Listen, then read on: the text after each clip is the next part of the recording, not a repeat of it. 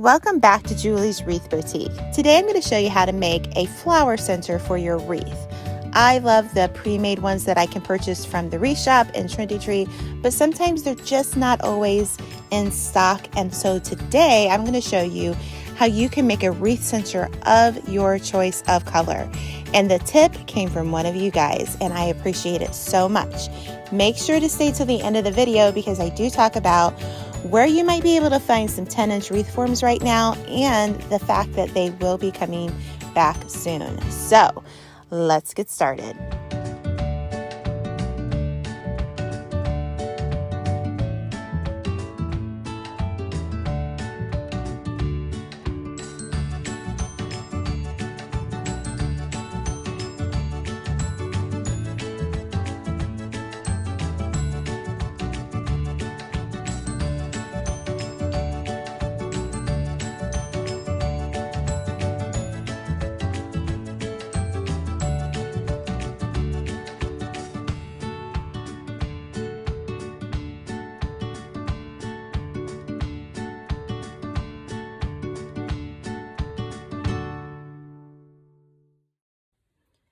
So you just saw me quickly in editing magic make this wreath. It wasn't quick, I promise you, but I didn't want to go through the whole process because I've already shown you how to do this, and I'm going to leave that link to that video in the description box below.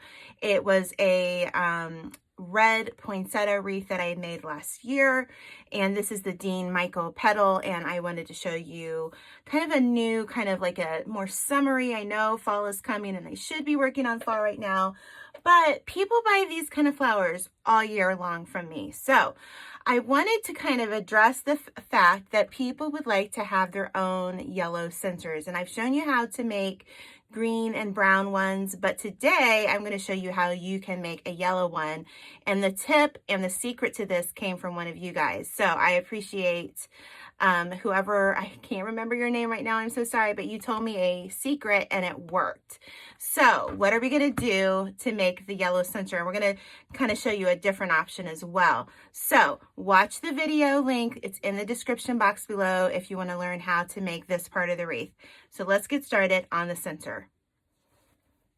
So let me talk about what you're going to need. You're going to need these little foam discs. They're about 5 inches, a little bit less than 5 inches in diameter.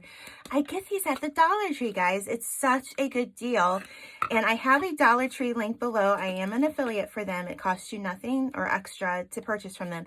But what I did was I just, during the quarantine and all of that, I just went ahead and ordered it from Dollar Tree, and they sent me a box.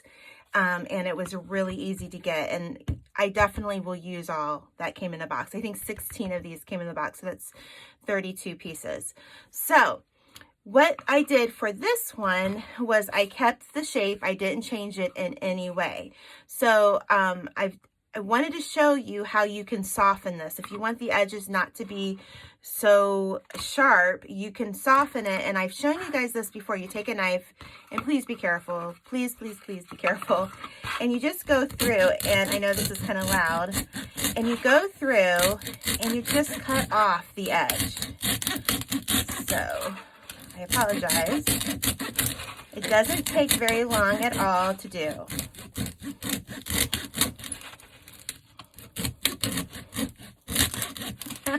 One went flying over there.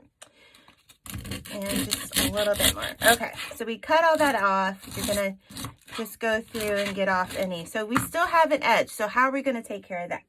Well, you're just going to take a little sanding block and you're just going to sand it down. So I'm going to stop here because it's really loud, and I'm going to just sand it and just kind of smooth it, and I'll be right back. Okay, so this is the messy part, guys. Well, I already started the messy part. When you sand this and you get the smoother edges, I do it over my trash can. You could do it outside. It does get a little bit messy, but what's funny is I'll share with you my little blooper here. I just filmed me making this, but unfortunately I had it in that time lapse, so it was really a quick video, so it serves no purpose. So let's go back and do this again. So basically what you're going to use is this peel and stick moss. Okay, this is what it looks on this side. I got this at Hobby Lobby. I used my coupon. It comes in a sheet like of 18 by 13, I don't know, or 16, I don't know. But you can get at least 5 to 6, maybe even 7 if you piece together pieces on your foam. So that's a good thing. That's a good value when you're considering to make your centers. So what I'm going to do is I'm going to make this one where I've carved off the styrofoam. The only difference between this one and this one is I would allow a little bit more for overage when I'm tracing it out. So I'm just going to put my foam right in the middle there. So I'm just going to guesstimate. This is kind of how I do it. And we're just going to add a little bit, about 1/2 inch of extra. And then I'm going to cut this out. And there's just no, I know this is so professional here, but you know, I'm just kind of eyeballing it here. I'm going to cut that out and then I'll be back and show you how to put it on. Okay, so that's what's left over. Still enough to probably get 2 more centers because you can piece this together and you're not going to notice. So what I'm going to do now, and where you can find this, Hobby Lobby, I think Joann's. I also found it on Amazon, so this is in my Amazon shop. The link is in the description below. So what I'm going to do is I'm just going to peel this apart. And let me tell you, this stuff is super duper sticky. So this is not, of course my nails are getting in the way here. This is going to stick to your surface really well, okay? See, it's already sticking to my nail. All right. It's like super sticky. All right, so let's just do this. This one is in the seam, so I'm just gonna kind of lay it and I'm gonna press it down really good, okay? So because I did a corner like I sanded that, I'm gonna go through and just kind of press it down before I do the sides, all right? And then you're just gonna do your sides. So what I would do is if you're worrying about this, you know, with the heat or whatnot coming apart, you could just take some pens, and I love these little T-pens. I get them from Amazon, again, in my shop, and I just like to put them down in there. Now, with the spray paint, it's gonna paint that, and it's not gonna be an issue. And even if you forgot to, like on this one, I forgot to do that, it's still not gonna show once you put it on your wreath. So I just like to add a couple of these, but this just makes it so easy. I showed you how to do this where it did not have the sticky side, but it took a lot longer, and this is just super duper easy and you're done. Okay, so if you look at that, you know, I can see a little bit of the white foam there. So what I would do, and this is what you can do, you just cut off a little piece, take the backing off if it wants to cooperate with you. And you're just gonna put it over there, and you're just gonna press that in, and you're not gonna be able to see it. It's still gonna just hide. So that's what I like about this product, okay? So let's talk about how to get the yellow. This is what I learned from one of you guys, and I'm sorry I can't remember your name right now, but thank you so much for this tip because it worked. Okay, so the first thing you're gonna do once you cover your center, because everybody wants the colored centers, but they're hard to find. They seem to be a hot commodity at the Wreath shop and Trendy Tree. So once they get it in, they lose them pretty fast. Okay, so what we're gonna do is we are going to use this clear acrylic matte spray from Rustoleum. Now, this says non-yellowing and UV resistant. And what you're gonna do is you're gonna spray it probably 2 times. I think I sprayed mine at least twice, maybe 3. And literally it dries like within 15 minutes. So that's what's great. And then I waited a day. So what the next step would be is you get the color that you want to paint, and it's going to take several layers of this to cover it, just because there's all those little nooks and crannies, and the paint needs to get into those nooks and crannies. I know that's not really a great description, but it is what it is. What I also thought might be a good idea is if you had like some white primer spray paint, you could spray it first if you want to save the color, so that you could do more. I still have at least half of a can here, but I sprayed it a lot more. So I figured if I used a white, if I did the clear matte and then used a white primer and then this, I would use even less of the color. But that white spray is not a definite you have to do, because you can still get it, okay, this color.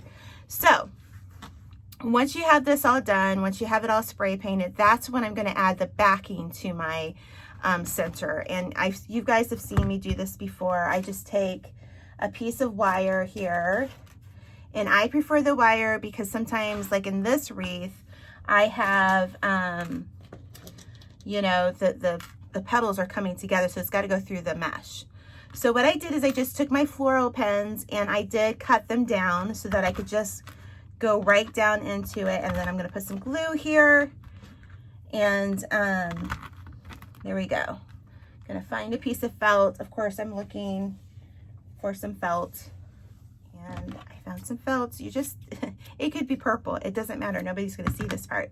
So I'm gonna get my glue gun here, and I like to use the, I love my Surebonder, and then I like to use the Gorilla Glue sticks in here. It just adds a little bit more stability for whatever project you're doing, especially within the heat.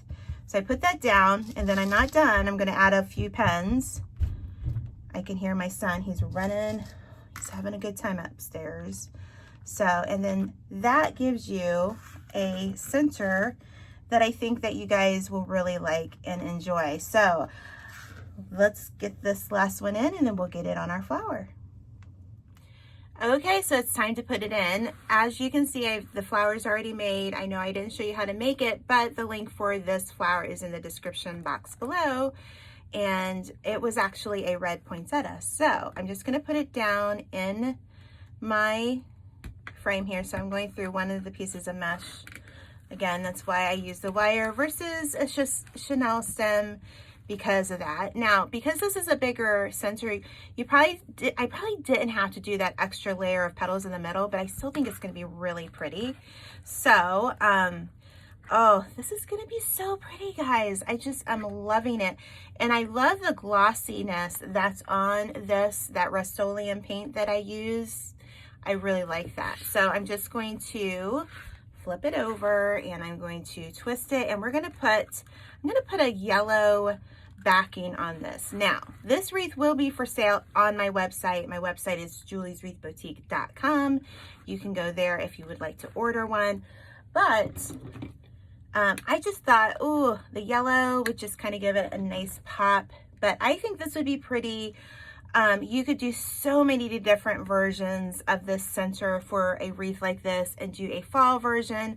So all I do is I cut out my felt. I get felt by the yard, and I always like to use this little, it's kind of like a ruffle blade or a wave blade. And again, I have those in my Amazon shop. I have everything in my Amazon shop, guys. You can go check it out. And I appreciate it when you go to my Amazon shop, because it does help my family, and it helps supports this channel and me making more videos for you. So I just fold it over, and I'm just going to take my little super sharp scissors here, and I'm just going to poke some holes in, and that's how I attach it to my wreath form. And then you can just hang it from the wreath. Now, in this video, I use a 10-inch wreath form, and I know that right now, July of 2020, kind of hard to find a 10-inch wreath form. You can try a site called quickcandles.com. And I heard, I haven't checked this, I don't know it for sure, a place called Save on Crafts. And I've not even been on that site. But I do have good news. The 10-inch, I do know of a manufacturer that is developing this frame. I can't give any more information out on it, but it is gonna make a good comeback. Now, if it is now that you're watching this and you wanna make this wreath, get a 12-inch frame, watch last week's video. The video previous to this, it has the peekaboo petal. I took a 12-inch frame, and I just show you how to move everything up the frame to still get the same size of this 10-inch look. Just a tad bit bigger than this. You're gonna use a little bit more mesh, but that's okay.